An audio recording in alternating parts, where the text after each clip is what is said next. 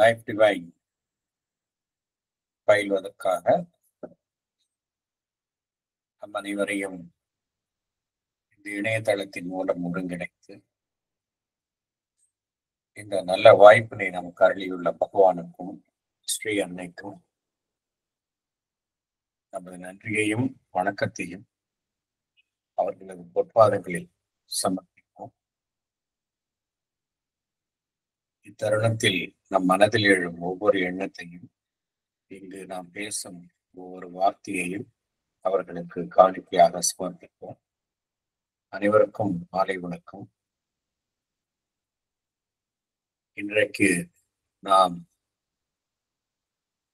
புதியதாக ஒரு சாப்டர் அதை படிக்க உள்ளோம். லைஃப் டிவைன்ல புக் 2 சாப்டர் 12. அதனுடைய தலைப்பு the origin of the ignorance. அறியாமையினுடைய மூலம் எது என்பது குறித்த தலைப்பு. போன chapter chapter 11, the boundaries of the ignorance. அறியாமையினுடைய எல்லைகள் என்ன எந்த எல்லைக்குள் நம்ம அறியாமை நம்மை கட்டுப்படுத்துகின்றது அப்படிங்கிறத நம்ம பார்த்தோம்.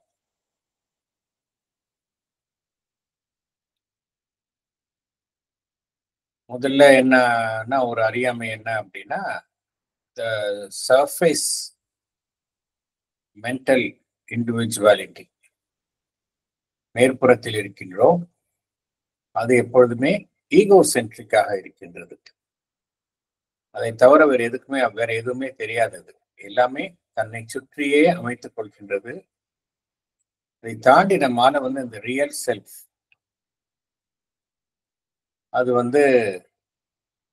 அதற்கு செல்வதில்லை. அந்த ஈகோ சென்ஸ் அப்படிங்கிறது நம்முடைய விழித்திருக்கும் உணர்வு நிலையில மிக மிக குறைவான பகுதி தான் நம்மளுடைய ஈகோ சென்ஸ். வேக்கிங் கான்சியஸ்னஸ்ல ரொம்ப ஸ்மால் பார்ட் தான் அந்த ஈகோ சென்ஸ் அப்படிங்கிறது. ஆனா அதை தாண்டி நம்ம போகிறது இல்லை.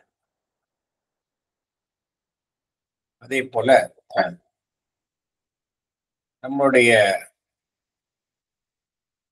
கடந்த கால நினைவுகள் எல்லாம் மெமரி, ஞாபகம் என்கின்ற ஒரு அமைப்பில் சேமித்து வைக்கப்பட்டுள்ளது. அதிலிருந்து குறைந்த அளவே நம்முடைய அறிவு எடுத்துக்கொள்கின்றது. அதிலும் குறைந்த அளவு தான் செயல்படுத்துகின்றது. இந்த கடந்த கால பதிவுகள்லாம் பார்த்தோம் அப்படின்னா வெகு குறைவான, அது குறித்த வெகு குறைவான ஞானம் தான் இருக்கின்றது.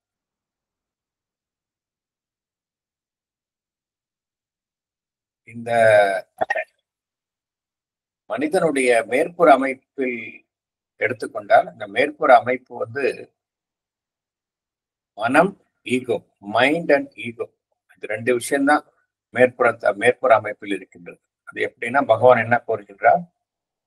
கோபுரத்தின் கலசம் போல இருக்கின்றது என்று கூறுகின்றார். Mind and ego. அந்த கோபுரத்தின் கலசம் மாத்திரம்தான் வெளியில் தெரிகின்றது. அதற்கு கீழ் உள்ள பகுதிகள் எல்லாம் ஒரு கடலில் மூழ்கி உள்ளது போல் கீழ் உள்ள பகுதிகள் எல்லாம் மூழ்கி உள்ளன. அது குறித்த அந்த அவேர்னஸ் நமக்கு இருப்பது இல்லை. ஆகையினால் பகவான் என்ன கூறுகின்றார்? ஒரு மனிதனுடைய உண்மையான ஜீவன் எது என்றால் அவனுடைய அந்த உள் ஜீவன், சப்லிமினல் செல்ஃப், அதுதான் மறைந்துள்ள நிலையில் இருக்கின்றது. அதுதான் ரியல் ஆர் ஹோல் பீயிங் அப்படிங்கிறார். அவுட்டர் பார்ட் வெறும் வெளிப்பாடு தான் அப்படிங்கிறார். அதனால நம்மளுடைய அறியாமை என்பது மேற்புறத்தின் எல்லையுடன் நின்று விடுகின்றது. உள்ளிருக்கக்கூடிய அந்த சப்லிமினல் செல்ஃப், உள்ஜீவன், அது குறித்த ஞானம் நமக்கு இருப்பதில்லை. நம்மளுடைய மேற்புற ஜீவன் என்பது நம்முடைய அறியாமையினுடைய எல்லையாக செயல்படுகின்றது. அதே போல நம்முடைய அடி உணர்வு நிலை, சப்கான்சியஸ் எக்ஸிஸ்டன்ஸ், அது குறித்தும் நமக்கு ஞானம் இருப்பது இல்லை.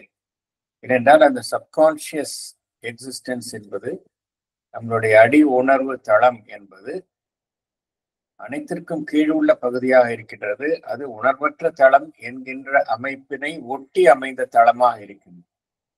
அதனால்தான் நமக்கு அது குறித்த அந்த ஞானமும் நமக்கு இருப்பதில்லை. அது குறித்த அறியாமையிலும் என்னென்ன பதிவுகள் இருக்கின்றன அதில் என்பது குறித்த அறியாமையில் இருக்கின்றோம். அது மாத்திரமல்ல, இவற்றுக்கு எல்லாவற்றுக்கும் மேல் அந்த உயர் உணர்வு தளம் என்கின்ற ஒரு அமைப்பு நம்மினுடைய பகுதியாகவே இருக்கின்றது. நம்முடைய சூப்பர் கான்சியஸ் செல்ஃப், அதுதான் நம்முடைய ஹையஸ்ட் செல்ஃப். அது குறித்த அறியாமையிலும் நாம் இருக்கின்றோம். ஆகையினால் மனிதன் ஒரு ஒட்டுமொத்த அறியாமை என்கின்ற நிலையில்தான் மனிதன் செயல்படுகின்றான். இந்த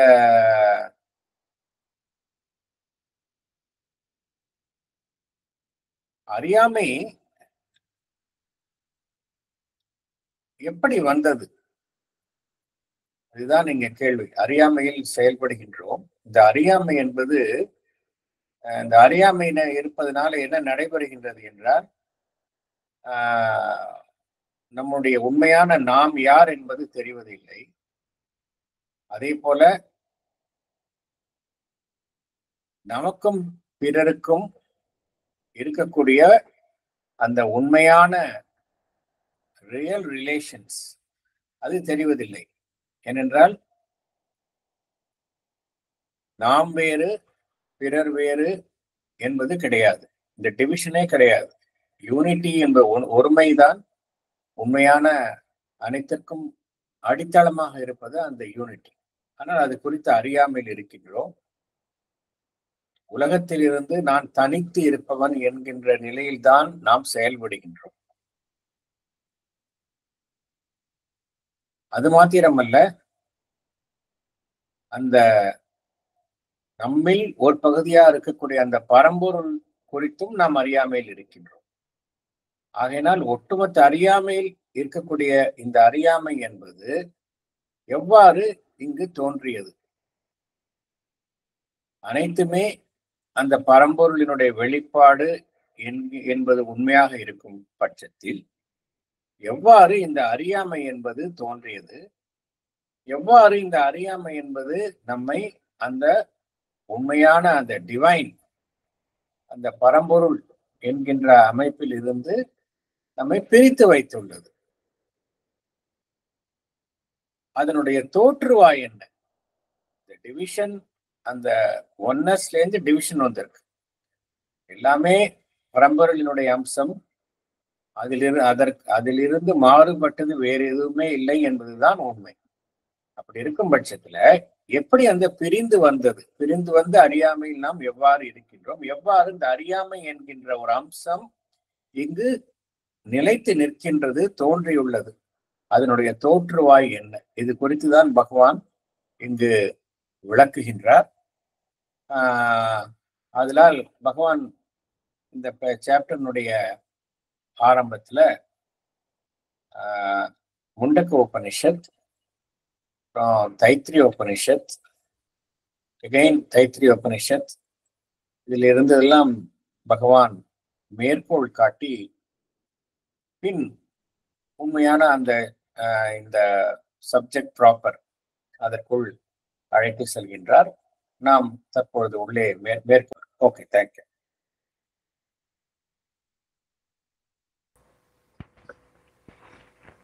Chapter 12, The Origin of the Ignorance.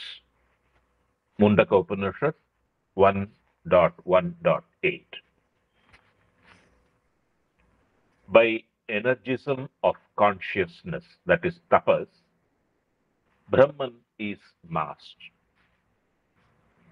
From that, matter is born, and from matter, life and mind and the worlds. Tapas. Brahman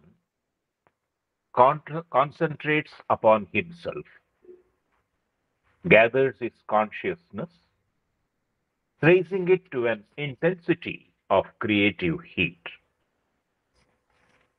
From this sustained incubation on his consciousness, matter comes to be born. The creative consciousness continues its pressure in matter and life. The creative consciousness continues its pressure in matter and life issues out of it. Mind emerges from life. Thus, all the worlds are formed by Brahman in a concentrated spell of his consciousness in action. Brahman grows, the one develops into the many as a result of his tapas, ascesis of consciousness. Tapas, creative incubation, is the means by which this manifestation takes place. All comes into being as a result of concentration of the energy consciousness. Thank you.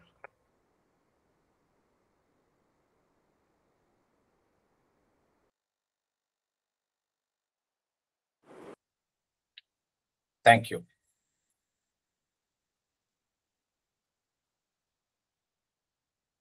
இதுல எப்படி இந்த origin of creation, சிருஷ்டி எப்படி உருவாகின்றது என்பது குறித்து இங்கு உபநிடதத்தில் கூறப்படுகின்றது. By energism of consciousness, Brahman is masked. From that, matter is born, and from matter, life and mind and the worlds.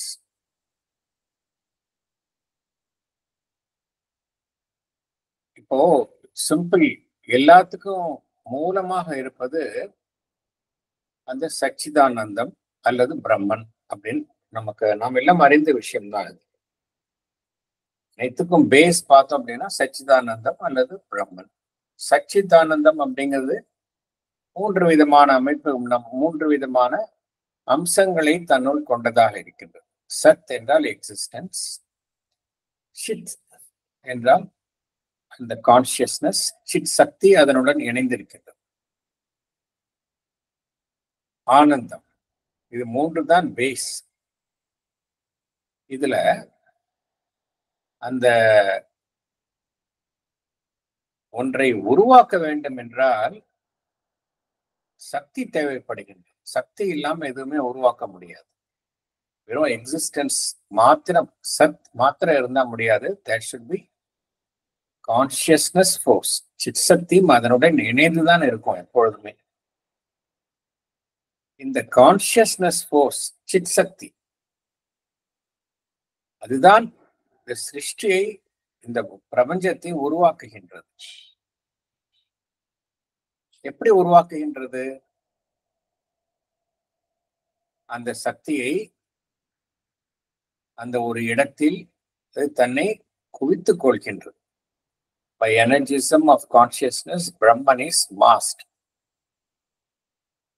அந்த சக்தியினுடைய குவிப்பின் மூலமாக என்ன வெளிப்படுகின்றது என்றால், அதிலிருந்து அனைத்துமே வெளிப்படுகின்றன.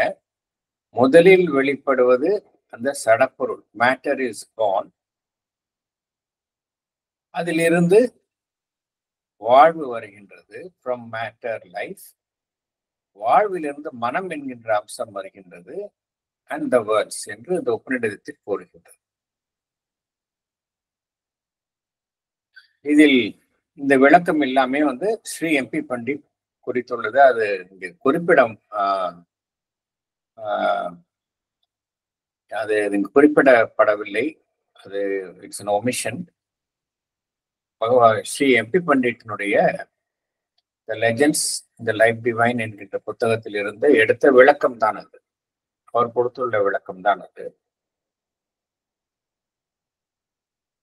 அந்த எல்லாமே அந்த இறை சக்தி, அந்த பிரம்மன் அதனுடைய கிரியேட்டிவ் ஃபோர்ஸ் அதை ஒரு இடத்தில் தீவிரமாக குவித்து அதன் மூலம் சிருஷ்டியை உருவாக்குகின்றன. அது எப்படி பகவான் இங்க என்ன குறிப்பிடுகின்றார்கள் என்றால், சஸ்டைன்ட் இன்குபேஷன் அப்படிங்கிறாங்க. எப்படி ஒரு அடை காத்து அதன் மூலமாக ஒன்றை உருவாக்குகின்றோமோ, அதே போல sustained incubation on his consciousness, அந்த உணர்வு நிலையினுடைய சக்தியை குவித்துக் கொள்வதன் மூலமாக அதிலிருந்து ஒரு சிருஷ்டி உருவாகின்றது. Matter comes to be born. இதுதான் கிரியேட்டிவ் கான்சியஸ்னஸ். இந்த கிரியேட்டிவ் கான்சியஸ்னஸ் அப்படிங்கிறது, அதாவது ஒன்றை உருவாக்கும் இந்த சித் சக்தி. இந்த சித் சக்தி எப்படின்னா, இட் இஸ் கிரியேட்டிவ், சும்மா இருப்பதில்லை. அது புதிதாக ஒன்றை உருவாக்கி கொண்டே இருக்கின்றது. அதனுடைய அழுத்தம் தொடர்ந்து சடப்பொருளின் மீது எழுந்து கொண்டே இருக்கின்றது. அதன் காரணமாக அந்த சடப்பொருளில் இருந்து வாழ்வு வருகின்றது. லைஃப் ஃபார்ம்ஸ் எப்படி பார்த்திருக்கோம், ஒரு செல் இனங்கள், அப்புறம் தாவர இனங்கள், அப்புறம் அதிலிருந்து மெல்ல மெல்ல மெல்ல வருகின்றது. அதிலிருந்து விலங்குகள் தோன்றுகின்றன, அதிலிருந்து மனிதன் தோன்றுகின்றான். அப்படித்தான் அந்த கிரியேட்டிவ் கான்சியஸ்னஸ் வேலை செய்கின்றது. அந்த வாழ்வு நிலை என்கின்றது வந்த பிறகு மனம் என்கின்ற அந்த ஒரு தத்துவம் அதிலிருந்து வெளிப்படுகின்றது. The principle of mind. மனிதன் என்பவன் தோன்றிய உடனே அவனிடம் இருந்து அந்த மனம் என்கின்ற ஒரு அம்சம் வெளிப்படுகின்றது. Mind emerges from life. அதனால இந்த என்டையர் பிரபஞ்சமே பார்த்தோம் அப்படின்னா, அந்த பிரம்மன் அதனுடைய ஒரு concentrated spell of his consciousness, அந்த சித் சக்தியினுடைய ஒரு குவிப்பின் மூலம், இந்த குவிப்பு அதனுடைய வெளிப்பாட்டின் மூலமாகத்தான் இந்த ஒட்டுமொத்த பிரபஞ்சமே உருவாகுகின்றது. இந்த நமக்கு தெரியும், இந்த பிரம்மன் என்பது ஏகமாக இருப்பது. It is one without second. வார் இருக்கக்கூடிய அந்த பிரம்மன் பலவாறாக தன்னை வெளிப்படுத்திக் கொள்கிறது.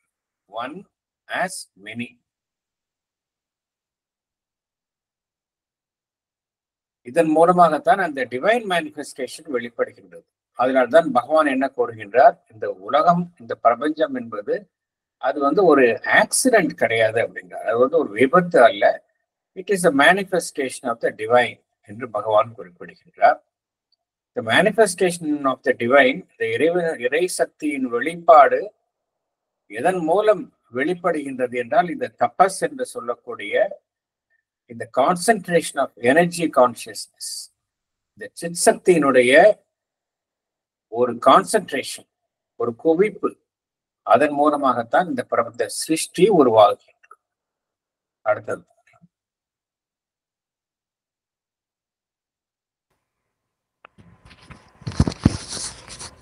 Taittiriya Upanishad 2.6. He desired, may I be many. He concentrated in tapas. By tapas, he created the world. Creating, he entered into it. Entering, he became the existent and the beyond existence. He became the expressed and the unexpressed. He became knowledge and ignorance. He became the truth and the falsehood.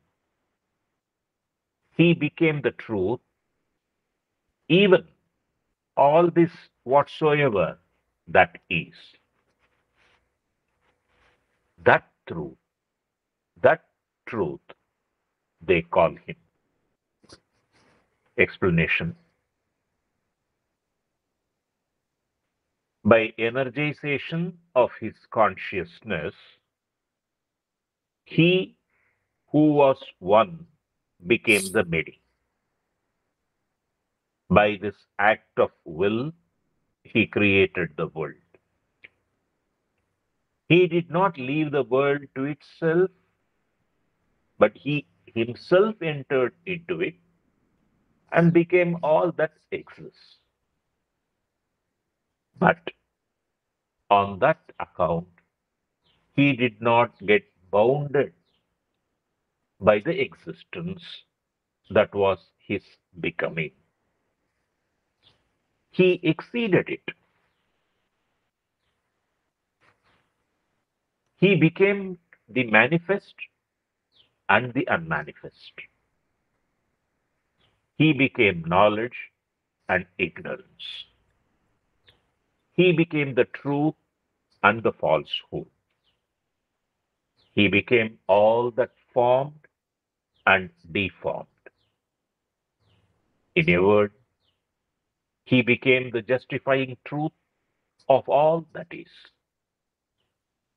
That is why he is called that truth.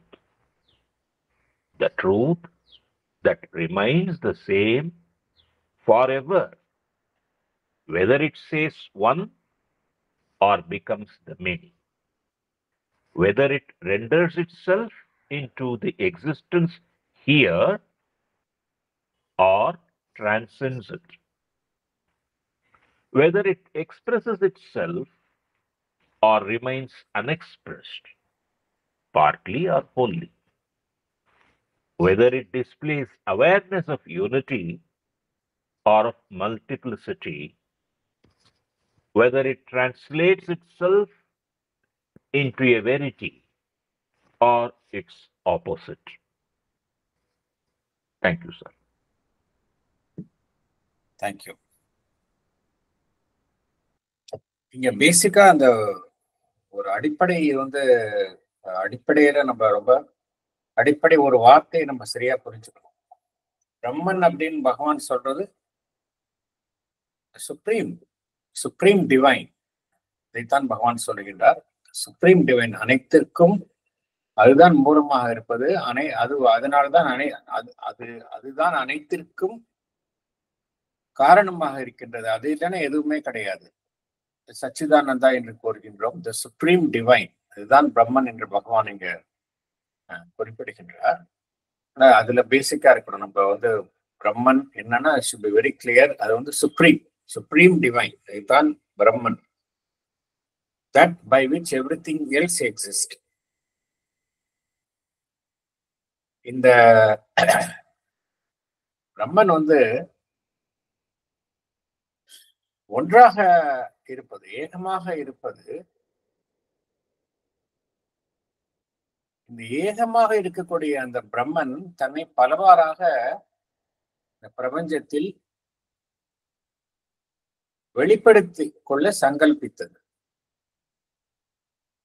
By energization of his consciousness, he who was one became the many. He who was one became the many அப்படின்னா அந்த one தான் மெனியா இருக்கின்றது. அது divide ஆகி பலவாறாக ஆகவில்லை. அந்த ஒன்றுதான் பலவாறாக காட்சி அளிக்கின்றது. இந்த ஒன் பிகமிங் மெனி, ஒன்று பலவாறாக தன்னை வெளிப்படுத்திக் கொள்வது. அந்த பலவாறாக வெளிப்படுத்திக் கொள்ளும் பொழுது அந்த ஒவ்வொன்றுமே அந்த ஒன்றாகத்தான் இருக்கும். அதுக்கு எந்த விதமான குறைவும் ஏற்படாது. இந்த செயலின் மூலமாகத்தான் இந்த உலகம் என்பது உருவாகியுள்ளது. அப்படின்னா என்ன அர்த்தம் அப்படின்னா, பொதுவாக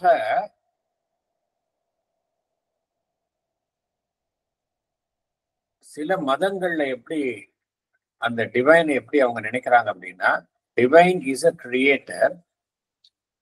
வேர்ல்டு உலகம் created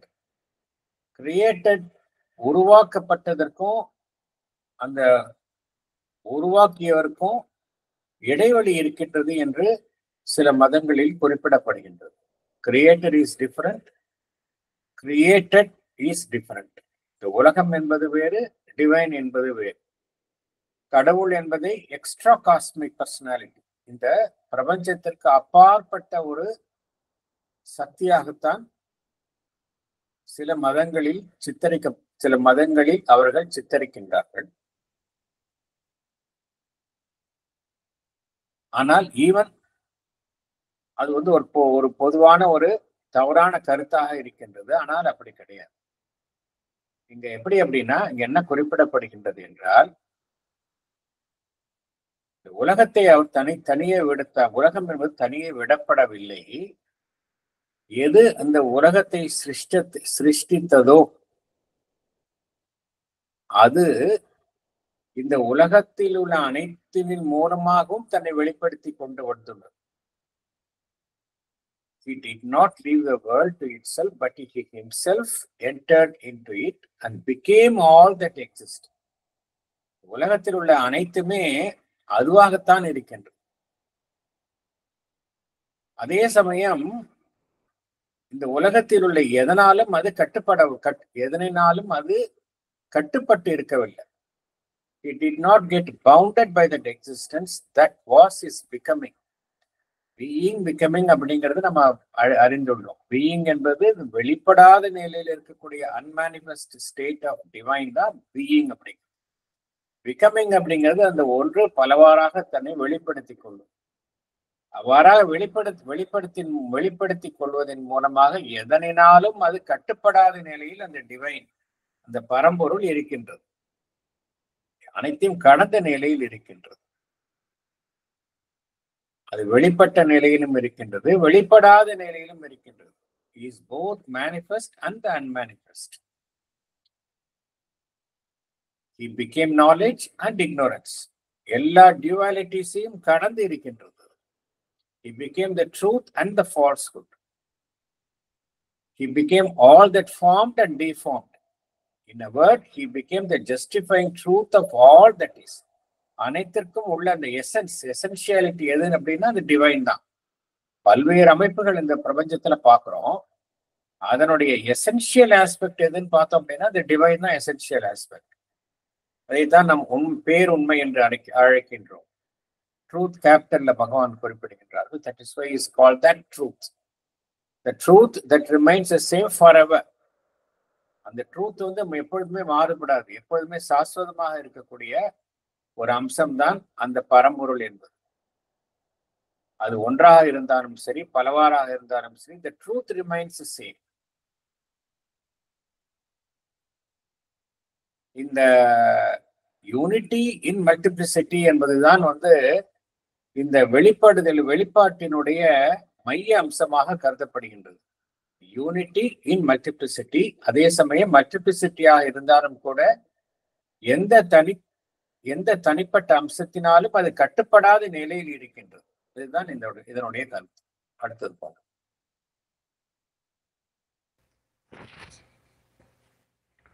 Taittiriya Upanishad 3.2.5. Energism of consciousness, that is tapas, is Brahman. Explanation.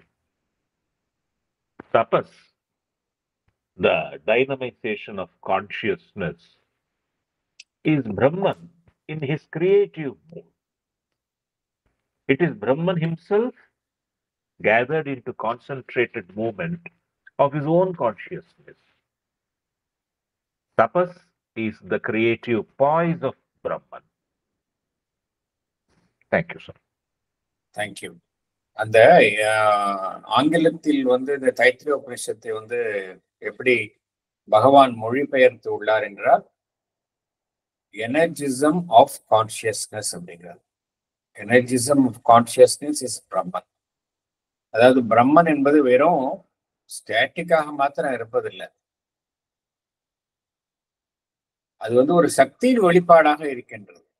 எனர்ஜிசம் of consciousness is பிரம்மன். அந்த எனர்ஜிசம் ஆஃப் கான்சியஸ்னஸ், அந்த சித் சக்தியினுடைய வெளிப்பாடு தான் தபஸ். அதன் மூலமாகத்தான் இந்த பிரபஞ்சம் சிருஷ்டிக்கப்படுகின்றது. அதைத்தான் பகவான் டைனமைசேஷன் ஆஃப் கான்சியஸ்னஸ் அப்படிங்கிறார்.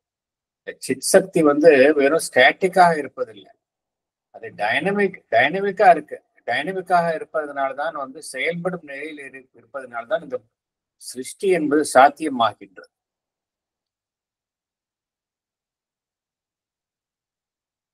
இந்த It is Brahman himself gathered into concentrated movement of his own consciousness. ஆகையினால இந்த சக்தியினுடைய வெளிப்பாடு எப்படி வெளிப்படுகின்றது என்றால், அந்த பிரம்மன் அந்த சுப்ரீம் பரம்பொருள் என்ன செய்கின்றது, தன்னை ஒரு சக்தியின் குவிப்பாக ஒரு இடத்தில் இருந்து கொண்டு அதன் மூலமாக அந்த சிருஷ்டியை உருவாக்குகின்றது. It is Brahman himself gathered into concentrated movement of his own consciousness. சிற்சக்தியினுடைய ஒட்டுமொத்த குவிப்பு, அதன் மூலம் திரட்டப்பட்ட சக்தியின் மூலமாகத்தான் இந்த பிரபஞ்சத்தை அந்த பரம்பொருள் உருவாக்குகின்றது. தபஸ் is a creative voice of Brahman. பிரம்மனுக்கு ரெண்டு விதமான நிலைகள் இருக்கின்றது அப்படிங்கிறத பார்த்திருக்கோம் நம்ம. ஒன்று ஸ்டாட்டிக்காக இருப்பது, ஸ்டாட்டிக்காக, அப்சல்யூட்டாக, சைலண்ட், இன்ஆக்டிவ், இம்மியூட்டபிள், இதெல்லாம் ஒரு நிலை. இன்னொரு நிலையில அதுக்கு மாறுதலாக பார்க்கிறோம், மியூட்டபிள், டைனமிக், கிரியேட்டிவ், எல்லாமே அதனுடைய ஆப்போசிட்ஸ். அதுவும் பிரம்மன் தான், இதுவும் பிரம்மன் தான். இது இந்த சிற்சக்தியினுடைய வெளிப்பாடு எதை நமக்கு காட்டுகின்றது என்றால், அந்த கிரியேட்டிவ் வாய்ஸ் ஆஃப் பிரம்மன், அந்த பரம்பொருளினுடைய இந்த சிருஷ்டிக்கும் நிலையைத்தான் இது காட்டுகின்றது. இந்த தபஸ் என்பது, தபஸ் என்றால் இந்த எனர்ஜிசம் ஆஃப் கான்சியஸ்னஸ், இந்த சிற்சக்தியினுடைய வெளிப்பாடு. சிற்சக்தியினுடைய வெளிப்பாடு எதை காட்டுகின்றது என்றால் கிரியேட்டிவ் வாய்ஸ் ஆஃப் பிரம்மன். அடுத்தது பேராகிராஃப் 1. இதெல்லாம் பேசிக்காக பகவான் என்ன கூறுகின்றார் என்றால், எல்லாமே இந்த பிரபஞ்சத்துல it is a creation of Brahman, creation of the பரம்பொருளினுடைய கிரியேஷன் தான் எல்லாமே இந்த பிரபஞ்சம் முழுக்குமே. அப்படி இருக்கும் பொழுது எதுவுமே அதற்கு அப்பாற்பட்ட நிலையில கிடையாது. மாயை என்கின்ற ஒன்று அதற்கு அப்பாற்பட்ட நிலையில் இருக்க முடியாது. இக்னோரன்ஸ் என்கின்ற ஒரு அமைப்பும் அதற்கு அப்பாற்பட்ட நிலையில் இருக்க முடியாது. அப்படின்னா என்ன அர்த்தம்? எல்லாமே இந்த கிரியேட்டிவ் கான்சியஸ்னஸ் அப்படின்னா, இந்த ஆரிஜின் ஆஃப் இக்னோரன்ஸ், இந்த சாப்டர்னுடைய தலைப்பு என்னன்னா ஆரிஜின் ஆஃப் இக்னோரன்ஸ். அதுவும் பார்த்தோம் அப்படின்னா என்ன பகவான் இந்த சாப்டர்ல பகவான் கூறக்கூடிய மைய கருத்து என்ன அப்படின்னா, இந்த இக்னோரன்ஸ் என்பதும் அந்த பரம்பொருளினால் ஒரு தேவைக்காக அதுவே சங்கல்பித்து ஏற்படுத்தி கொண்ட ஒரு தற்காலிக நிலை என்றுதான் பகவான் குறிப்பிடுகின்றார். அது இக்னோரன்ஸ் என்பது ஒரு மாயை கிடையாது. அந்த பரம்பொருளுக்கு அப்பாற்பட்ட ஒரு அம்சமும் கிடையாது, அல்லது பரம்பொருள் அல்லாத அம்சமும் கிடையாது. பரம்பொருள் வேண்டுமென்றே ஒரு காரணத்திற்காக தானே சங்கல்பித்து உருவாக்கி கொண்ட நிலைதான் நாம் தற்பொழுது இருக்கக்கூடிய அந்த இக்னோரன்ஸ், அறியாமை என்கின்ற ஒரு நிலை. அது தற்காலிகமான ஒரு நிலை, அது ஒரு காரணத்திற்காக ஏற்படுத்தி கொண்ட நிலை. அதைத்தான் பகவான் இந்த சாப்டர்ல சுற்றி காட்டுகின்றார்.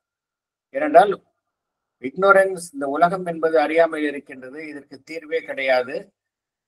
நாம் இந்த உலகத்தை விட்டு அந்த மேலுலகத்திற்கு நம்ம இதிலிருந்து விடுவித்துக் கொண்டு சென்றால்தான் நம்ம இந்த அறியாமையிலிருந்து விடுபடுவோம் என்பது சில தத்துவ ரீதியான கோட்பாடுகளில் கூறப்பட்டுள்ளவை. அதை பகவான் அதன்படி செல்லவில்லை. அதைத்தான் நாம் புரிந்து கொள்ள வேண்டும். அடுத்து போகலாம். Paragraph 1. It becomes necessary and possible, now that so much has been fixed, to consider at close quarters the problem of the ignorance from the point of view of its pragmatic origin, the process of consciousness which brought it into existence. It is on the basis of an integral oneness as the truth of existence that we have to consider the problem and see how far the different possible solutions are on this basis applicable. How could this manifold ignorance or this narrowly self-limiting and separative knowledge arise and come into action, or maintain itself in action in an absolute being who must be absolute consciousness and therefore cannot be subject to ignorance? How is even an apparent division effectively operated and kept in continuance in the indivisible? Thank you. Thank you. Thank you. Can I read, sir? Yes, please. Explanation. We have studied the boundaries of the ignorance that serve as limitations to our true knowledge. Now, it becomes necessary to have a close look at the problem of the ignorance from the point of view of its practical origin. It is also necessary to look at the process of consciousness which brought the ignorance into existence. The integral oneness is the truth of our existence. It is on this basis we must consider the problem. We must see how far the different possible solutions are applicable to the origin of ignorance. We know that all is Brahman. It is an absolute being who must be absolute consciousness. That being decays, it cannot be subject to ignorance. The question comes, then, how could this manifold ignorance or this narrowly self-limiting and separative knowledge arise? Brahman is one without a second and is indivisible. What we see around us is an apparent division. How is even this apparent division effectively operated? How is it kept in continuance in the indivisible? Thank you, sir. Thank you. சில பேசிக் questions இங்க பகவான் எழுப்புகின்றார். ஒன்று புரிந்து கொள்ளணும். இது வந்து பகவான் வந்து லைஃப் டிவைன்ல வந்து அந்த அந்த ஞானத்தை வந்து நமக்கு வந்து ரொம்ப த்ரெட்பேரா எதுவுமே விட்டு வைக்காம அந்த ஞானத்தை நமக்கு வழங்குகின்றார். கம்ப்ளீட்டா knowledge of the universe, divine knowledge அப்படியே நமக்கு வழங்குகின்றார். ஆனா அத்துடன் பகவான் நிக்கல. பகவான் வந்து இக்னோரன்ஸை பத்தி இவ்வளவு பேசினாலும் அதனுடைய தியரிட்டிக்கல் ஆஸ்பெக்ட், அதனுடைய எப்படி வந்தது என்பதை தெளிவாக நமக்கெல்லாம் அதற்கு பின்னால் உள்ள அந்த ஆன்மீக உண்மையை விளக்கினாலும் அத்துடன் பகவான் நிக்கல. பகவானுடைய செயல்பாடு எப்படின்னா, அந்த இக்னோரன்ஸை எப்படி போக்க வேண்டும் என்பதற்கான அந்த யோக முயற்சியிலும் இறங்கி அதற்கான தீர்வையும் அவர் வழங்கிவிட்டு தான் சென்றிருக்கின்றோம். அதனால அதை நம்ம புரிஞ்சுக்கணும். லைஃப் டிவைன் படிக்கும்பொழுது இது வந்து வெறும் தியரி கிடையாது. தியரியோ வெறும் ஞான மார்க்கமோ இல்ல ஞான யோகாவோ அது கிடையாது. வெறும் ஞான மார்க்கம் கிடையாது.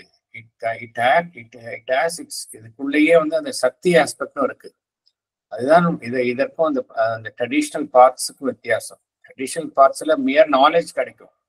பட் வித் நாலேஜ் வச்சுக்கிட்டு நம்மளால ஒன்றும் என்ன செய்ய முடியும்? நமக்கு நாலேஜ் வேணா இருக்கலாம். we are all பிரம்மன் அப்படிங்கிற நாலேஜ் நம்ம வேணா உணரலாம்.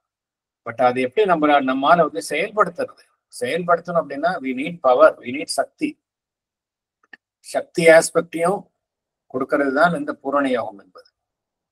பகவான் வந்து வெறும் நான் இக்னோரன்ட், இந்த உலகம் இப்படி இருக்கு, இந்த பிரம்மன் தான் எல்லாமே எல்லாம் கோருகின்றார். அதோட நின்று விட இல்லை. இக்னோரன்ஸ் இந்த உலகத்தில் இருக்கு அப்படின்னா அந்த இக்னோரன்ஸை போக்குறதுக்காக என்ன செய்யணும்? அதுக்கு that means what we have to bring in another principle into this world. இந்த உலகத்துல வேறொரு உயர் தத்துவத்தை நம்ம வந்து நிலைநாட்டினால்தான் இந்த அறியாமையை போக்க முடியும் அப்படின்னு யோகம் செய்து, அவரும் அன்னையும் யோகம் செய்துதான் அந்த அதிமானச உணர்வு நிலையை புவியில் ஒரு செயல்படும் தத்துவமாக விதியாக அவர்கள் நிர்ணயித்து சென்றுள்ளார்கள். அது மாத்திரம் அந்த விதி செயல்பட ஆரம்பித்து விட்டது. அது எப்படி செயல்படுகின்றது என்பது நமக்கு புரியாது. இட் இஸ் பியாண்ட், ஏன்னா because we are in the mental state. Mind, நம்ம எல்லாம் மைண்ட்ல இருக்கிறோம். அதனால அது எப்படி சூப்ரா மென்டல் ஃபோர்ஸ் வந்து எப்படி வேலை செய்யுது, உண்மையிலே வேலை செய்தா இல்லையா அப்படின்னு நமக்கு புரியவே புரியாது. இட் இஸ் இன் ஆபரேஷன், அதுல ஒன்றும் சந்தேகமே கிடையாது. அதனால இதெல்லாம் வந்து அப்பேரண்டா பார்க்கும்போது இதெல்லாம் தியரியா இருக்குது, இது தெரிஞ்சு என்ன பண்ண போறோம் அப்படி அது கிடையாது. இது வந்து உண்மை. இது வந்து ஒரு முக்கியமான ஒரு கருத்துக்களை பகவான் கூறினாலும் கூட இதற்கான தீர்வை வந்து பிராக்டிக்கலாக அதற்கான தீர்வை வந்து அவர்கள் ஸ்ரீ அன்னையும் பகவானும் தங்களுடைய யோக முயற்சியினால தீர்வை வழங்கிவிட்டுதான் அவருடைய அவதார நோக்கம் பூர்த்தி அடைந்தது என்பதை நாம் மனதில் நிறுத்தி கொண்டுதான் அதை படிக்கணும். நம்ம அப்பதான் வந்து இது ரொம்ப படிக்கிறதுக்கு இன்ட்ரெஸ்டிங்கா இருக்கும் நமக்கு. அதர்வைஸ் இது ஏதோ ஒரு தியரிட்டிக்கலா இருக்கிற மாதிரி இருக்கும். தியரி கிடையாது. இதோடைய ஆபரேஷனல் பார்ட் வந்து ஆல்ரெடி நடந்துகிட்டு இருக்கு. அதனால அப்படிதான் நம்ம மனசுல படிக்கணும். நம்மளுடைய ட்ரூ நாலேஜ் அப்படிங்கிறதுக்கு நம்ம பார்த்தோம். ட்ரூ நாலேஜ் அப்படிங்கிறது நமக்கு அதனுடைய அறியாமை என்கின்ற எல்லைகளுக்குள்ள இருக்கிறதுனால நம்மளால ட்ரூ உண்மையான ஞானத்தை எட்ட முடியவில்லை அப்படிங்கிறத நம்ம பார்த்தோம். பவுண்டரிஸ் ஆஃப் இக்னோரன்ஸ்ல ப்ரீவியஸ் சாப்டர்ல பார்த்தோம். இதுல அதனுடைய எப்படி அந்த அறியாமை என்பது இந்த பிரபஞ்சத்தில் தோன்றியுள்ளது. ஏன்னா எல்லாமே நம்ம இந்த உபநிடத்து கருத்துக்களை பார்க்கும்பொழுது என்ன, என்டையர் பிரபஞ்சமே வந்து அந்த பிரம்மனினுடைய சித் சக்தி தபஸ் அதனால் உருவாக்கப்பட்டுள்ளது அப்படிங்கிறத பார்த்தோம். அப்படி இருக்கும்போது எப்படி இங்க அறியாமை என்கின்ற ஒரு அமைப்பு இருக்க முடியும் அப்படிங்கிற கேள்வி எழுகின்றது. சோ அதைத்தான் பகவான் இங்க மூலத்திற்கு சென்று ஆராய்கின்றார். எப்படி உருவாகின்றது அந்த அறியாமை அப்படிங்கிறத பாக்குறேன். எப்படி அந்த ப்ராசஸ் ஆஃப் கான்சியஸ்னஸ், ஏன்னா அறியாமை அப்படிங்கறது உருவாகணும்னா அதுக்கு உருவாக்கக்கூடிய சக்தி இருக்கணும் இல்லையா? ஒன்றை உருவாக்குவது என்றால் அதுக்கு சக்தி தேவை. அதனால அந்த process of consciousness that created the ignorance, அதை நம்ம அறிந்து கொள்ள வேணும் அப்படிங்கிறார் பகவான். ஒரு உண்மை வந்து என்ன, நமக்கு ஒரு உண்மை என்னன்னா, ஒரு அடிப்படை உண்மை வந்து என்ன அப்படிங்கிறது என்னன்னா, நம்மளுடைய என்டையர் எக்ஸிஸ்டன்ஸ், அதனுடைய எந்த அடிப்படை உண்மையின் பெயரில் நம்மளுடைய அமைப்பு, இந்த வாழ்வு என்கின்ற அமைப்பு, வாழ்வு என்டையர் எக்ஸிஸ்டன்ஸ், இந்த பிரபஞ்சத்தில் உள்ள எல்லா இருப்புமே எந்த ஒரு உண்மையின் பெயரில் அமைந்துள்ளது என்றால் இன்டெகிரல் ஒன்னஸ்.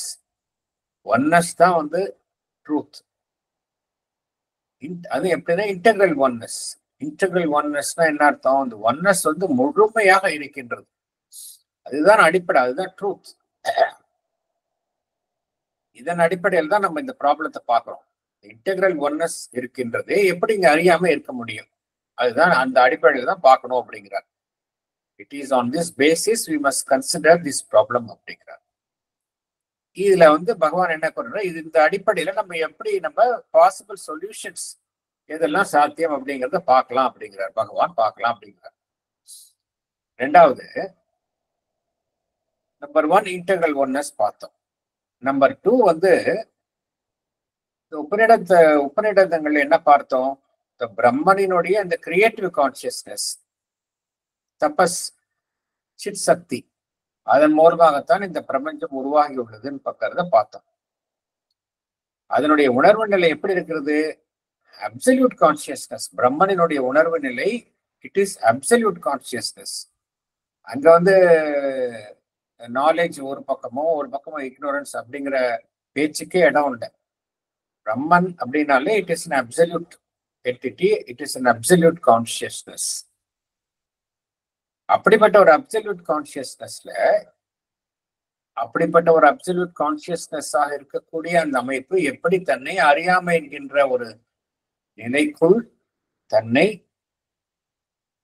உட்படுத்திக் கொள்ள முடியும்? அந்த கேள்வி எழுகின்றது. இட் cannot, அப்படியே உண்மையிலேயே இட் இஸ் an absolute consciousness-ஆக இருக்கும் பொழுது it cannot be subject to ignorance. அதனால் இந்த கருத்தையும் நாம் மனதில் கொள்ள வேண்டும். எப்படி இந்த பன்முகத்தன்மையில் பல்வேறு ரூபத்தில் இங்கு காணப்படக்கூடிய அறியாமை என்பது எப்படி இந்த அப்சல்யூட் கான்சியஸ்னஸ்ல வந்தது என்கின்ற ஒரு கேள்வியும் மனதில் வைத்துக் கொள்ளணும். இந்த கேள்விக்கெல்லாம் பகவான் விடை கூறுகின்றார். பகவானுடைய அப்ரோச் எப்படின்னா அப்படியே மெல்ல மெல்ல மெல்ல நம்மை அழைத்து செல்கின்றார். இந்த கேள்வியை நம் மனதில் வைத்துக் கொள்ளணும். அடுத்தது பகவான் என்ன கூறுகின்றார்? நமக்கு எல்லாம் தெரியும், அந்த பிரம்மன் என்பது இட் இஸ் ஏகம், one without the second. It is indivisible, பகுக்கவே முடியாது. அதுல இருந்து எதை எடுத்தாலும் அதுவாகத்தான் இருக்குமே ஒழிய அது குறையவே குறையாது. அதுல எந்த வித மாற்றமுமே இருக்காது. Is one without a second and is indivisible. பிடிக்கவே முடியாது அது. பட் நம்ம என்ன பார்க்கிறோம்? நம்ம உலகத்தில் என்ன பார்க்கிறோம்? we see the division. பகவான் இங்க வார்த்தையை ரொம்ப ஜாக்கிரதையாக கையாளுகின்றார். அவர் இங்க என்ன கூறுகின்றார் பகவான்?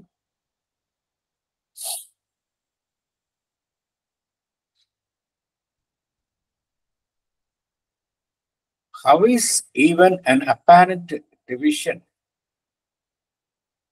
பகவான் என்ன கூறுகின்றார்? How could this manifold ignorance or this narrowly self-limiting and separative knowledge arise and come into action or maintain itself in action in an absolute being who must be absolute consciousness and therefore cannot be subject to ignorance? இந்த கேள்வி நமக்கு புரிகின்றது. அடுத்தது பகவான் என்ன கேட்கின்றார்? How is even an apparent division? ஏன் apparent division சொல்றார் பகவான்? டிவிஷன் டைரக்டா சொல்லியிருக்கலாம் இல்லையா? How is, இந்த உலகத்துல டிவிஷன் தானே பாக்குறோம். டிவிஷன் சொல்லாம அப்பேரண்ட் டிவிஷன் அப்படிங்கிறார். ஏன் அப்படின்னா உண்மையிலேயே டிவிஷன் கிடையாது. டிவிஷன் போல காட்சி அளிக்கின்றது. அதனால்தான் பகவான் அப்பேரண்ட் டிவிஷன் அப்படிங்கிறாரு. உண்மையிலே யூனிட்டி தான் இருக்கு. Because of our ignorance, we fail to see that unity. Because of our mental ignorance, we fail to see that unity. அதனால்தான் பகவான் அப்பேரண்ட் டிவிஷன் போல காட்சி அளிக்கக்கூடிய அமைப்பு அப்பேரண்டா இருந்தாலும் அது எப்படி அப்பேரண்டா தோன்றணும் அப்படிங்கிறார். How is even an apparent division effectively operated and kept in continuous in the indivisible? ஏன்னா எல்லாமே indivisible. Brahman is one without a second. அப்படிப்பட்ட நிலை எப்படி இந்த டிவிஷன் அப்பேரண்ட் டிவிஷன் அது அப்பேரண்டா இருந்தாலும் கூட எப்படி உருவாக முடியும் இந்த கேள்வியை பகவான் கேட்கின்றார். சோ இந்த கேள்விகளினுடைய அடிப்படையில் தான் நம்ம இந்த பிரச்சனைக்கான தீர்வை நாம் காண வேண்டும். அடுத்தது பார்க்கலாம்.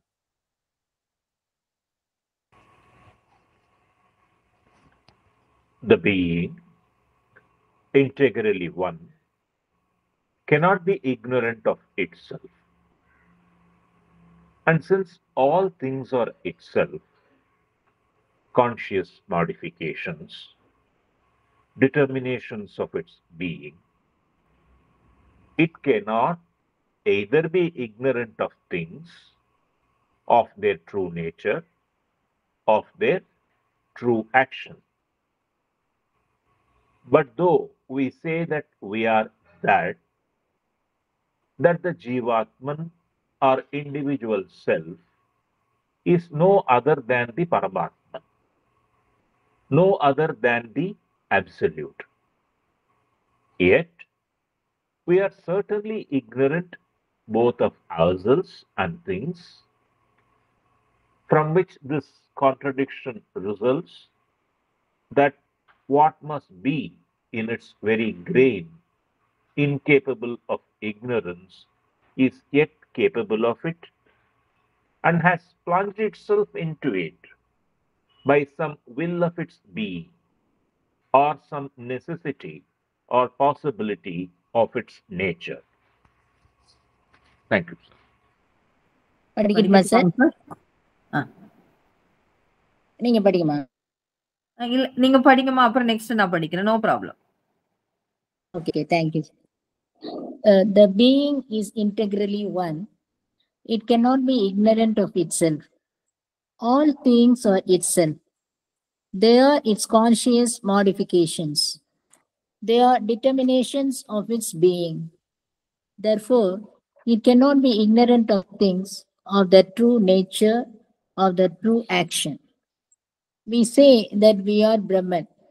The Jivatman or individual self is no other than the Paramatman, no other than the Absolute.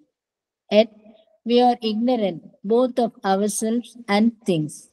As a result, this gives rise to the contradiction.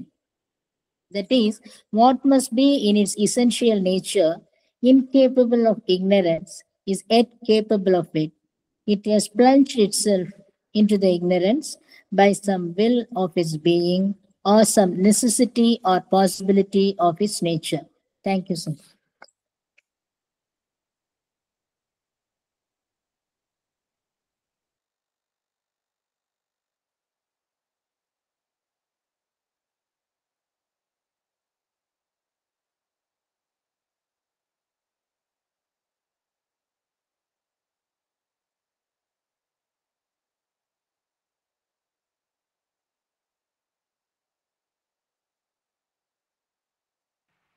Sir மியூட்ல இருக்காரு. ஆமாங்க சார் மியூட்ல தான். சர்வம் பிரம்மம் அப்படிங்கிறது தான் essential truth. All is Brahman அப்படிங்கிறது தான் பேசிக் ட்ரூத். அதனால்தான் the being integrally one. Integrally one அப்படிங்கிறது எப்படி, how can it be ignorant of itself? அதுல எப்படி ஒரு பகுதி தன்னை அறியாமல் இருக்க முடியும்? ஒரு முழுமையான ஒரு பொருளை எடுத்துக்கலாம். முழுமையான ஒரு பொருளை எடுத்துக்கொண்டால் அந்த பொருள் எல்லாமே வந்து அதுல இருக்கிற லீஸ்ட் பார்ட் கூட அந்த முழுமையான பொருளினுடைய ஒரு அம்சமாகத்தான் இருக்க முடியும். அந்த ஒரு அம்சம் வந்து அது முழுமையான பொருளில் இருந்து வேறுபட்டு இருக்க முடியாது இல்லையா? ஒட்டுமொத்த தங்கத்தை எடுத்துக்கொண்டால் அந்த தங்கத்துல இருக்கக்கூடிய ஒவ்வொன்றுமே அந்த தங்கத்தினுடைய அம்சத்தை கொண்டதுமாகத்தான் இருக்க முடியும். அதிலிருந்து வேறுபட்டு இருக்க முடியாது. அதே போலத்தான் அந்த பீயிங் த பிரம்மன் வந்து இன்டெகிரலி ஒன். அதுக்குள்ள எப்படி அறியாமை என்பது இருக்க முடியும்? cannot be ignorant of itself. தன்னை குறித்த அறியாமையில் அது இருக்க முடியாது. தன்னுள்ளேயே ஒரு பகுதியை அது அறியாமையினால் பீடிக்கப்பட்ட பகுதியாக அது வைத்திருக்க முடியாது.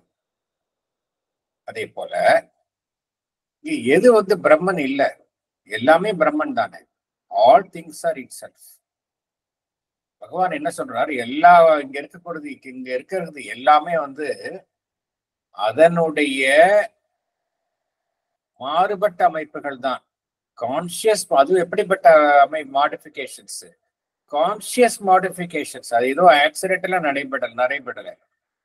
பிரம்மன் வந்து ஒரு இடத்துல கல்லா இருக்கின்றது, ஒரு இடத்துல தாவர இனமாக இருக்கின்றது, ஒரு இடத்துல புழுவாக இருக்கின்றது, மனிதனாக இருக்கின்றது, விலங்குகளாக இருக்கின்றது.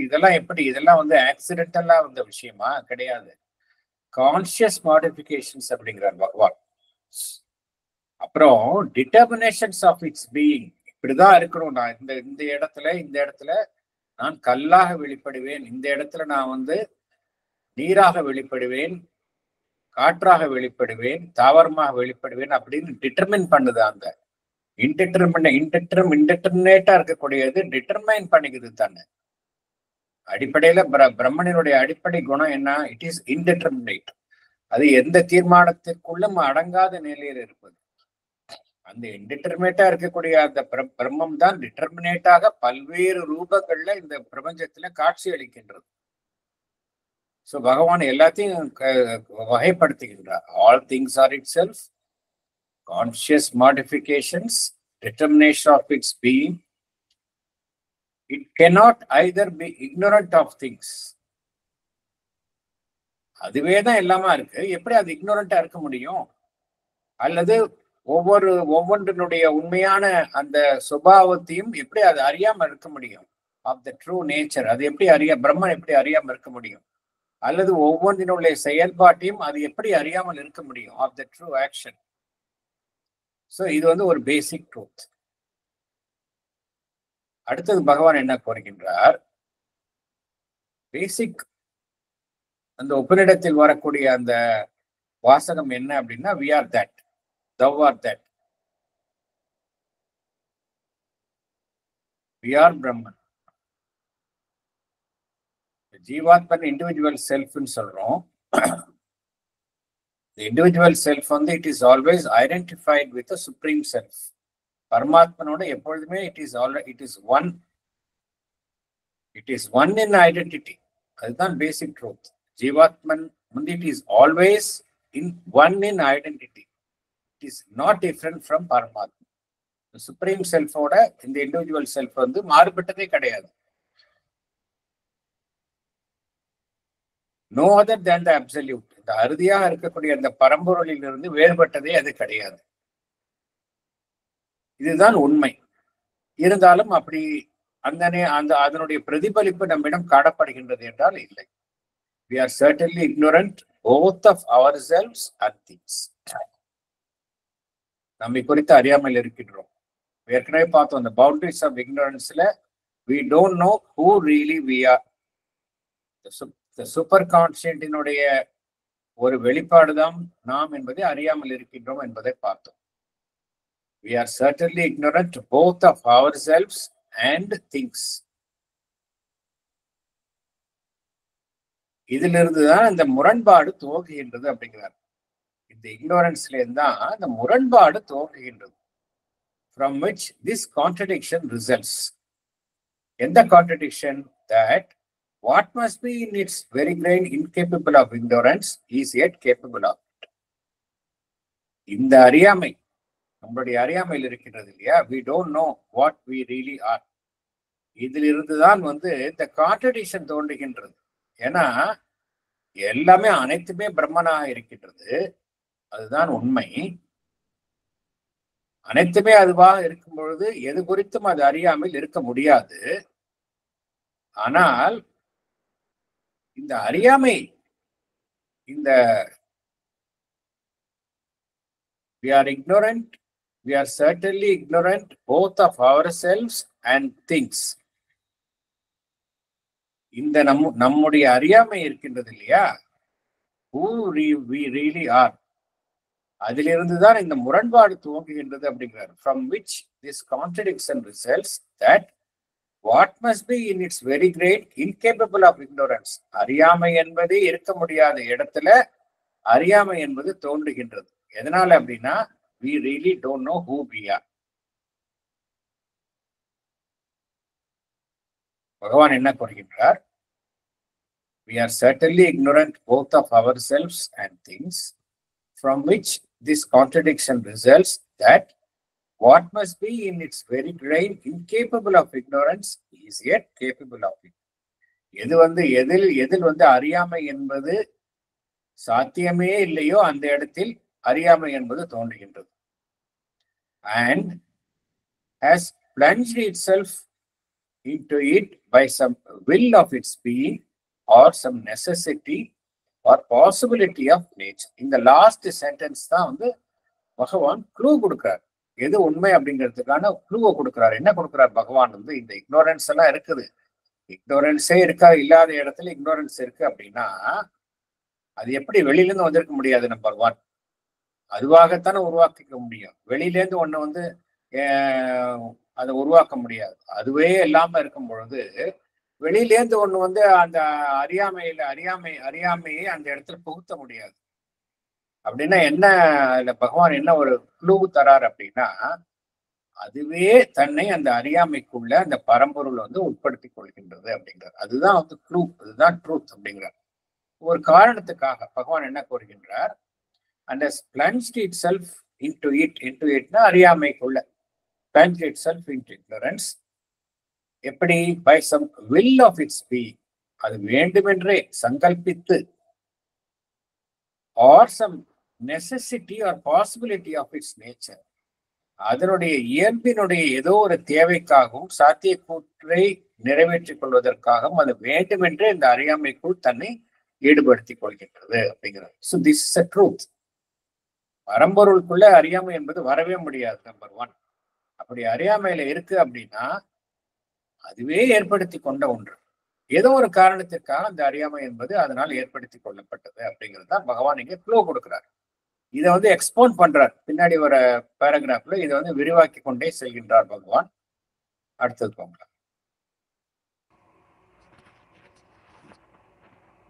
We do not ease the difficulty if we plead that mind, which is the seat of ignorance, is a thing of Maya, non-existent, not Brahman.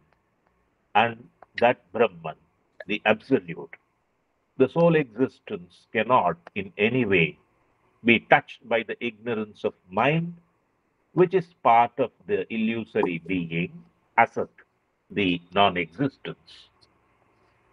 This is an escape which is not open to us if we admit an integral oneness.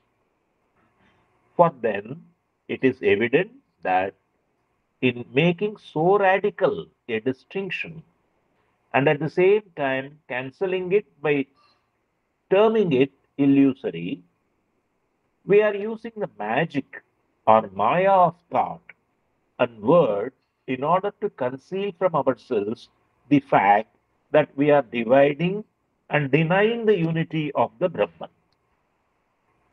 For we have erected two opposite powers, Brahman, incapable of illusion and self-illusive maya, and pitchfork them into an impossible unity. Thank you, sir. Thank you. படிக்கட்டுமாங்க sir? Morning. Yes, madam. We can take a shelter under the argument that mind is the seat of ignorance. It is a thing of Maya. It is non-existent, not Brahman.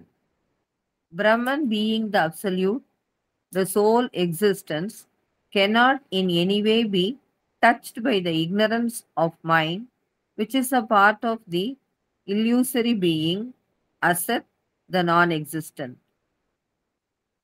We cannot accept this escapist argument if we admit the truth of integral oneness, where division within Brahman as real and unreal is not possible.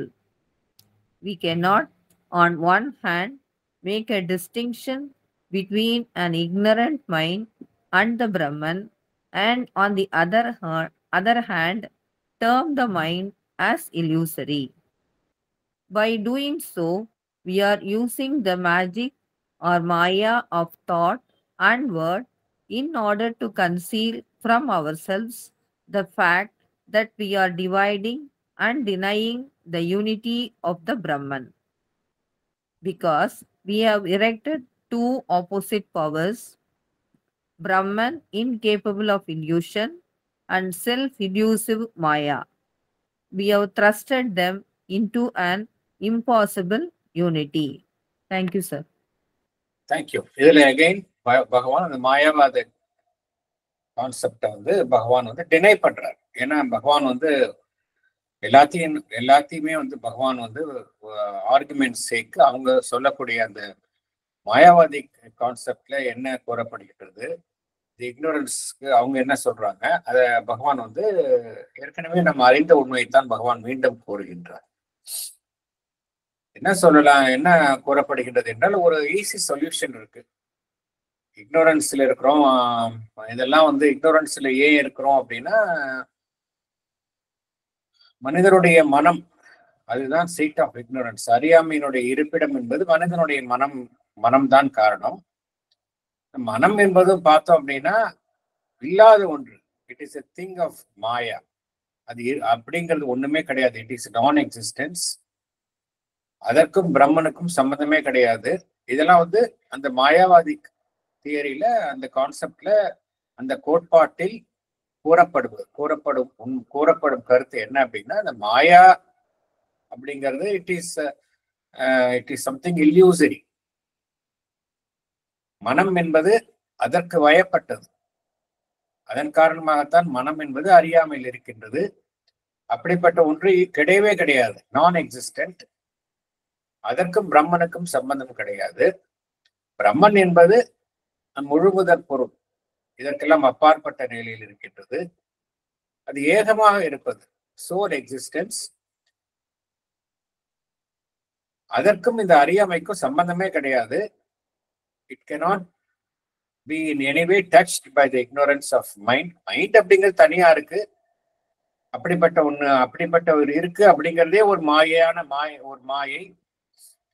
அதனால அது நம்ம அறியாமையில் இருக்கின்றது.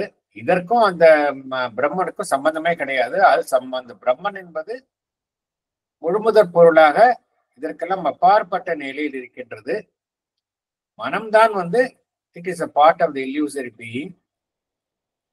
அந்த அசத் இல்லாத ஒன்றினுடைய அமைப்பாக மனம் காணப்படுகின்றது. அதை ஒட்டி அறியாமை காணப்படுகின்றது. அந்த அறியாமையில் நாம் மூழ்கி இருக்கின்றோம். அதனால்தான் நமக்கு வந்து இந்த அறியாமை என்பது பீடித்துள்ளது. ஆனா பிரம்மன் எங்கேயோ இருக்கின்றது, இதனால் பாதிக்கப்படாமல் இருக்கின்றது அப்படிங்கிற ஒரு டிவிஷனை வந்து அவங்க கொண்டு வந்தாங்க. இது வந்து ஒரு ஆர்குமெண்ட்டுக்காக அவங்க கொண்டு வந்தாங்க. இது வந்து ரொம்ப ஈஸியா இப்படி சொல்லிட்டோம். இந்த கோட்பாடு என்ன அப்படின்னா, இந்த கோட்பாடின் பேர்ல நம்ம வந்து ரொம்ப குழப்பிக்க தேவையில்லை. எப்படி அறியாமை வந்தது, எப்படி இதெல்லாம் விட்டுரு, இதெல்லாம் மாயா.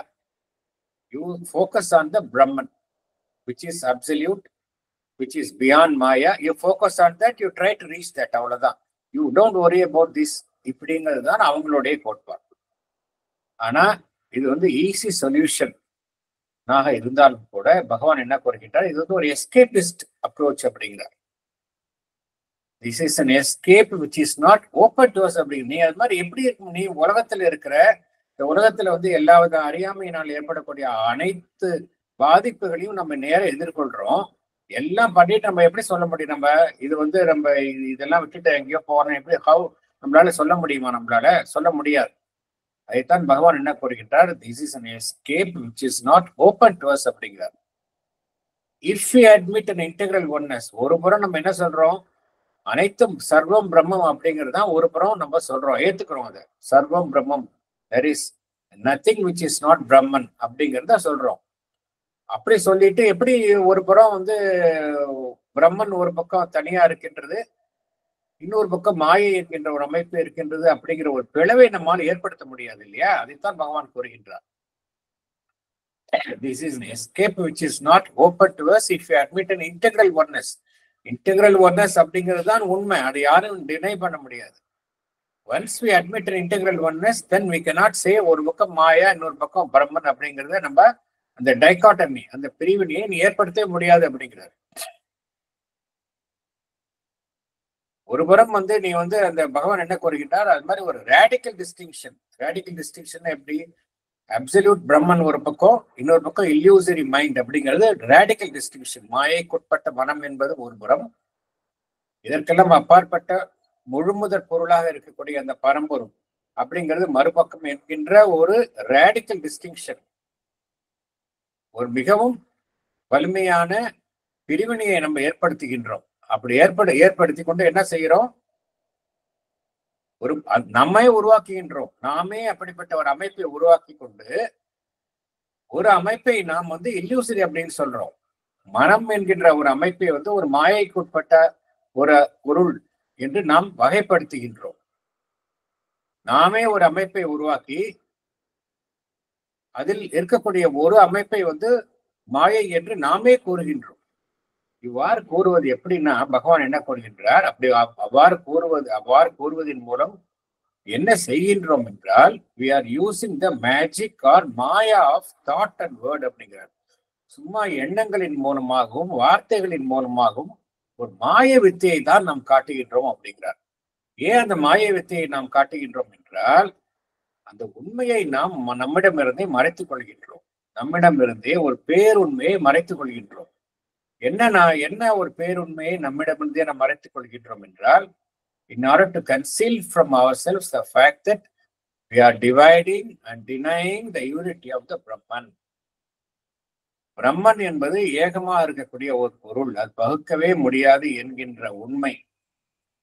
அப்படிப்பட்ட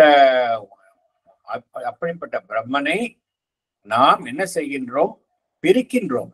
ஒரு பக்கம் முழுமுதற் பொருளாகவும் மறுபக்கம் மாயை என்கின்ற அமைப்பாகவும் we are dividing the Brahman which is indivisible. அதைத்தான் பகவான் கூறுகின்றார். அப்படிப்பட்ட ஒரு வார்த்தை ஜாலத்தின் மூலமும் ஒரு மாயா of thought and word, in order to conceal from ourselves the fact that உண்மையிலே என்ன செய்கின்றோம் அவ்வாறு சொல்வதன் மூலமாக, we are dividing and denying the unity of the Brahman. பகுக்கவே முடியாத ஒன்றை நாம் பகுக்கின்றோம் என்கின்ற உண்மையை நாமே இந்த வார்த்தைகளின் மூலம் மறைத்துக் கொள்கின்றோம் அப்படிங்கிறார். For we have erected two opposite powers. என்ன எதிரெதிரான நிலையில் இருக்கக்கூடிய சக்திகளை உருவாக்குகின்றோம். ஒன்று பிரம்மன் இன்கேபபிள் ஆஃப் இல்யூஷன், அப்சல்யூட் அப்படிங்கிறோம். பிரம்மன் ஒரு புறம் மாயாவாதி தியரியை பகவான் குறிப்பிடுகின்றார். ஒரு புறம் பிரம்மன் இன்கேபபிள் ஆஃப் இல்யூஷன், மாயைக்கே உட்படாத ஒரு நிலையில் இருக்கக்கூடிய அந்த அப்சல்யூட் பிரம்மன். மறுபுறம் செல்ஃப் இல்யூசிவ் மாயை என்கின்ற ஒரு அமைப்பு. இரண்டையும் நம்பை உருவாக்கி கொண்டு என்ன செய்கின்றோம்? pitchfork them into an impossible unity. pitchfork என்ன அர்த்தம் அப்படின்னா, ரெண்டு பொருந்தாத விஷயங்களை வலுக்கட்டாயமாக பொருத்தி திணிப்பது, அதுதான் அர்த்தம் pitchfork அப்படிங்கிறது.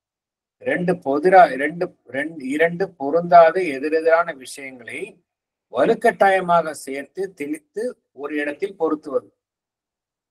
அப்படித்தான் நீங்க செய்யறோம் இந்த கோட்பாட்டின் மூலமாக என்று பகவான் குறிப்பிடுகின்றார்.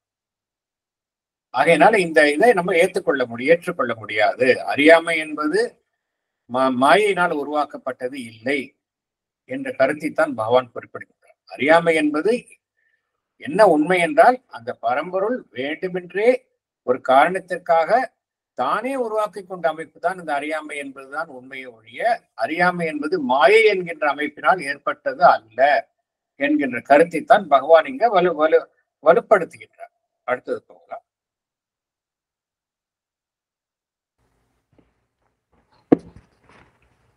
If Brahman is the sole existence, Maya can be nothing but a power of Brahman, a force of his consciousness, or a result of his being. And if the Jivatman, one with Brahman, is subject to its own Maya, the Brahman in it is subject to Maya. But this is not intrinsically or fundamentally possible.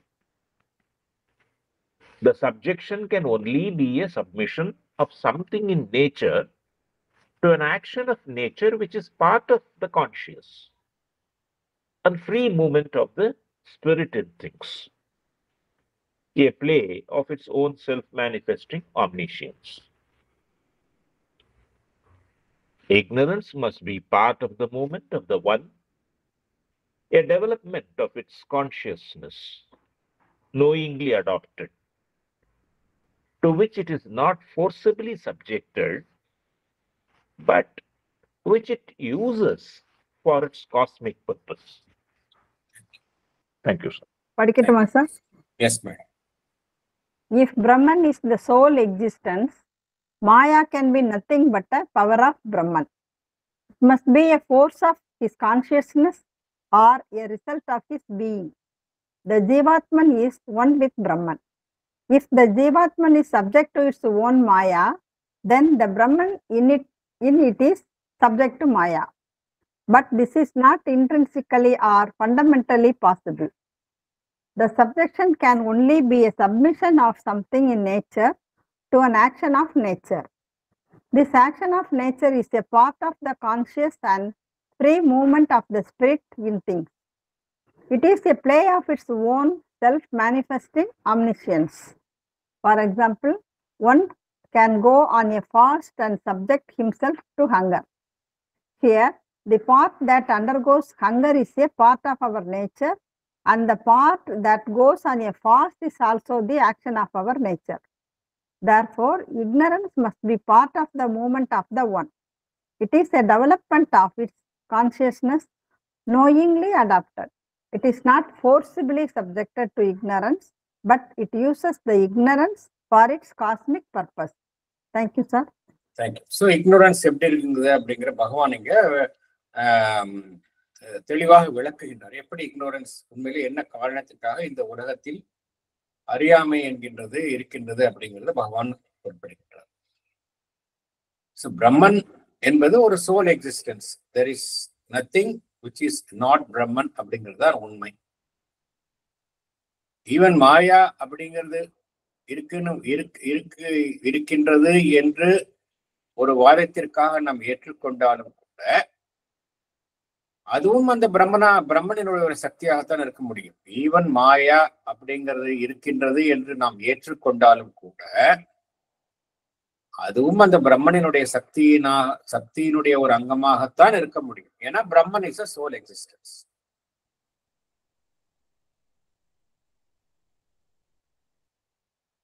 It must be a force of his consciousness or a result of his being. அதனுடைய உணர்வு நிலையினுடைய ஒரு சக்தியினுடைய ஒரு அமைப்பாகத்தான் அது இருக்க முடியும். இப்போ ஜீவாத்மன் மாயையில எது இருக்கின்றது? அது ஜீவாத்மனும் மாயையில் இருக்கின்றது என்று கூறுகின்றோம். மாயாவாத கோட்பாடின்படி ஜீவாத்மன் இஸ் ஆல்சோ இன் மாயா என்றுதான் கூறப்படுகின்றது. ஆனால் ஜீவாத்மன் எப்படி இருக்கின்றது? ஜீவாத்மன் இஸ் ஒன் வித் பிரம்மன். எப்பொழுதுமே பிரம்மனினுடைய ஒரு அங்கமாகத்தான் ஜீவாத்மன் இருக்கின்றது.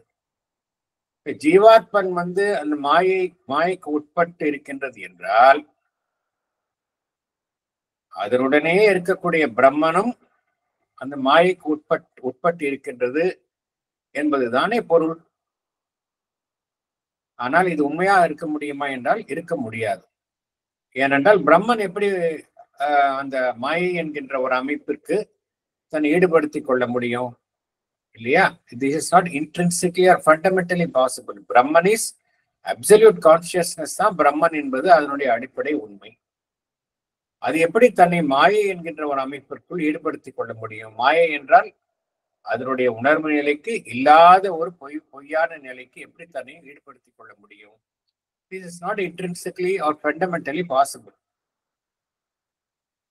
அதே போல அதாவது பகவான் என்ன கூறுகின்றார்? ஒன்று தன்னை வேறொன்றுக்கு தன்னுடைய ஒரு அம்சத்தினுடைய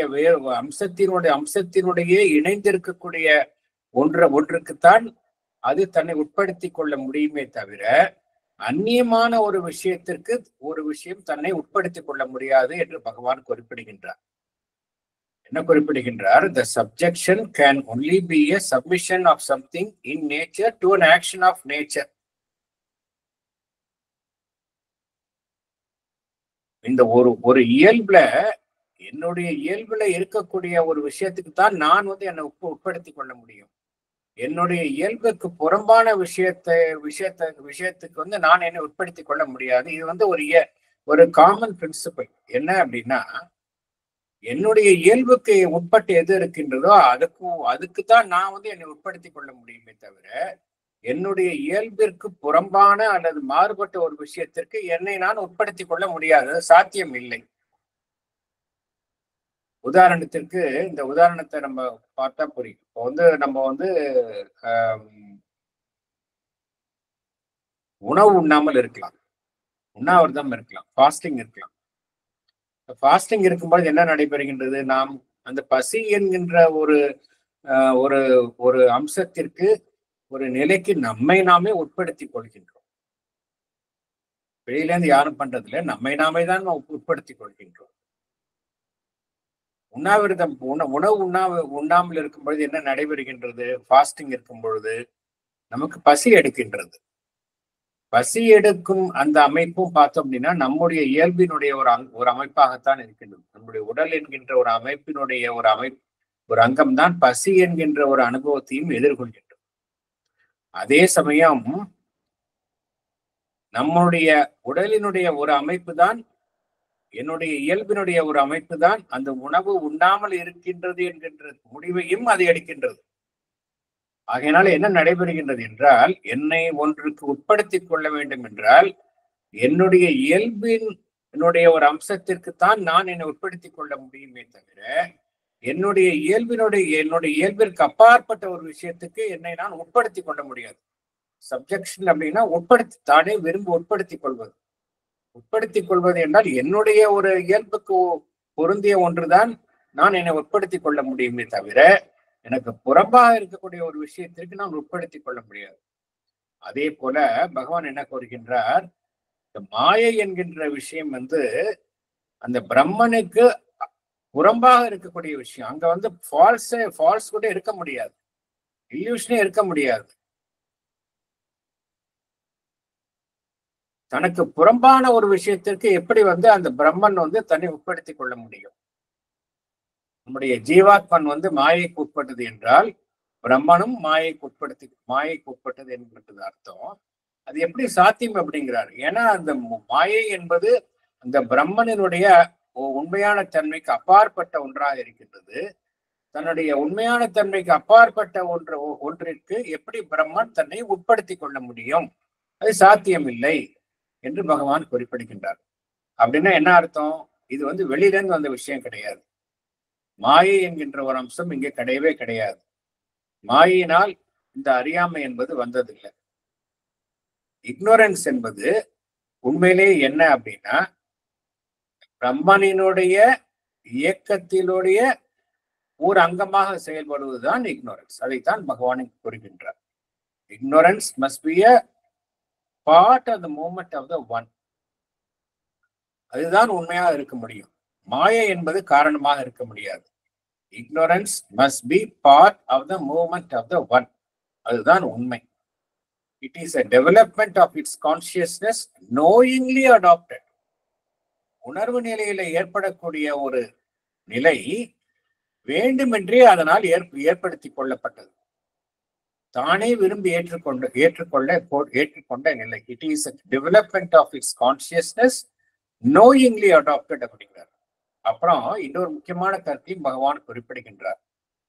இக்னோரன்ஸ் என்பது அதன் மீது பிரம்மனின் மீது திணிக்கப்பட்டதா என்றால் இல்லை. எப்படி பிரம்மன் வந்து ஒரு சர்வ வல்லமை புரிந்தே ஆம்னி பிரசன்ட் ஆம்னிஷியன்ட் அதன் மீது ஒரு புறம்பான விஷயத்தை திணிக்க முடியும்? It is not possible.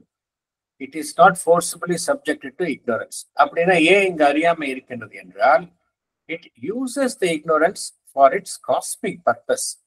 ஏதோ பிரபஞ்சத்தில் அது செய்ய வேண்டிய வேலைக்காக இந்த அறியாமை என்கின்ற போர்வையை அது தானே வேண்டுமென்றே போர்த்தி கொள்கிறது. அது என்ன காஸ்மிக் பர்பஸ், ஏன் அப்படி செய்கின்றது என்பதை நம்ம பின்னாடி வர்ற பேராகிராஃப்ல பகவான் விளக்குகின்றார். இதுதான் தீம். பகவான் ஃபர்ஸ்ட் பேராகிராஃப்லே அதனுடைய இந்த என்டையர் சாப்டருடைய தீமை என்று வந்து விளக்குகின்றார். வேற ஏதாவது கருத்துக்கள் இருந்தால் தெரிவிக்கலாம்.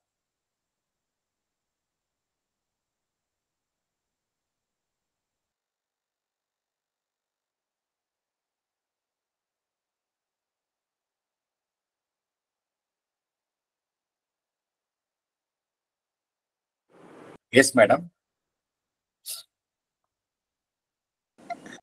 சார் இந்த எக்ஸாம்பிள்னால ரொம்ப நல்லா தெளிவா புரியுது சார். அந்த ஃபாஸ்ட் அது நம்மளுடைய இயல்பு, அந்த இயல்புக்கு ஏத்த மாதிரி தான் நம்ம இது பண்ணணுங்கிறது அந்த ரொம்ப தெளிவா புரியுது சார். அதனாலதான் அந்த பிரம்மம் வந்து தனக்கு தானே அந்த அறியாமைங்கிற இதை போர்த்திக்குது அப்படிங்கிறது அந்த எக்ஸாம்பிள் ரொம்ப நல்லா இருக்கு. நமக்கு புறம்பான ஒன்றுக்கு நம்ம வந்து உட்படுத்திக்க முடியாது. நம்ம வேண்டுமென்றே ஒன்று பண்றோம்னா எனக்கு புறம்பா இருக்கிற விஷயத்தை என்னால அது சாத்தியமே கிடையாது இல்லையா? அதைத்தான் பகவான் இங்க கூறுகின்றார். பிரம்மன் வந்து இட் இஸ் ஆல் கான்சியஸ்னஸ். அது வந்து மாயை என்கின்ற அதற்கு புறம்பான ஒன்றுக்கு தன்னைத்தானே உட்படுத்தி கொள்ளவே முடியாது அப்படிங்கிறார். பகவானுடைய இதெல்லாம் பார்த்தோம் அப்படின்னா ரொம்ப பியோர் லாஜிக், சயின்டிபிக்கா அந்த ஸ்பிரிச்சுவாலிட்டிய சயின்டிபிக்கா சொல்றார் பகவான். ஏன் இவ்வளவு தூரம் எக்ஸ்பிளைன் பண்ணணும் அப்படின்னா மாடர்ன் மைண்ட் அப்படி கேக்குது. மாடர்ன் மைண்ட் வந்து காரண காரியங்களோட ஆன்மீகத்தை தனக்கு விளக்க சொல்லுது. பகவான் வந்து இவ்வளவு தூரம் விளக்கணும் அப்படிங்கிற அவசியம் கிடையாது நமக்கு. பட் மாடர்ன் மைண்ட் நம்மளுடைய பகவான் வந்து யூனிவர்சல் அப்பீல். பகவானினுடைய கருத்துக்கள் வந்து யூனிவர்சலா இருக்கக்கூடிய ஒரு இந்தியன் மைண்ட், ஒரு வெஸ்டர்ன் மைண்ட், அவங்களுக்கெல்லாம் அப்பீல் பண்ணக்கூடிய வகையில் தான் வந்து பகவான் தங்களுடைய கருத்துக்களை கோரியுள்ளார். இது மாதிரி கோரியுள்ளவர்கள் வந்து ஆரம்பத்தில் 2 பேர் வந்து முக்கியமான காரணம். எப்படி வந்து இந்திய யூனிவர்சல் லெவல்ல இருக்கக்கூடிய அந்த அமைப்பை வந்து ஒரு யூனிவர்சல் லெவல்ல கொண்டு போனவங்க வந்து 2 பேர் முக்கியமானவங்க இந்தியாவில இருந்து. ஒன்று சுவாமி விவேகானந்தர். He brought இந்த சனாதன தர்மம், இந்த என்டையர் பிரின்சிபல் வந்து யூனிவர்சலா கொண்டு போனவர் அவர் தான். தென் ஸ்ரீ அரபிந்தோ. இவங்க ரொம்ப முக்கியமா, இவங்க 2 பேரும் தான் முக்கியம். அதுக்கப்புறம் நிறைய பேர் வந்துட்டாங்க. so many people followed their path. ஏன்னா அதனால வரைக்கும் நம்ம ஒரு குறுகிய எல்லைக்குள், குறுகிய ஆடியன்ஸ், அதுக்குள்ளதான் நம்மளுடைய உண்மைகள்னா அப்படியே முடங்கி கிடந்தது. எல்லாத்தையும் உலகம் ஃபுல்லா போய் சேரணும்னு செஞ்சவங்க இவங்க 2 பேர் தான். முக்கியமான அம்பு.